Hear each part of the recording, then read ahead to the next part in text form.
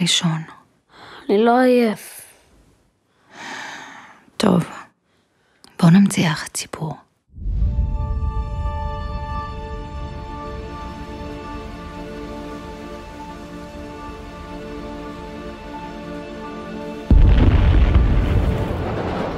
אף אחד לא יודע שום דבר על אף אחד, וגם לא כל אחד על עצמו. שום דבר לא יודעים. אמא, את בסדר? אמא ענישה את עצמה רק כדי להעניש אותי. ואם לפעמים נדמה לנו שבכל זאת יודעים משהו, זה עוד יותר גרוע. יותר טוב לחיות בלי לדעת כלום, מאשר לחיות בטעות.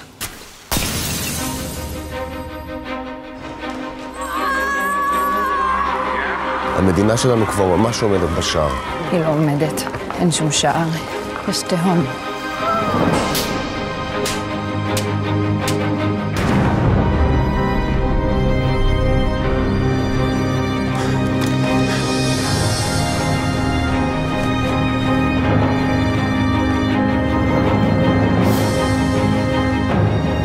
אולי תגיד לי סוף סוף, מה יש בך שאני כל כך אוהבת דווקא אותך?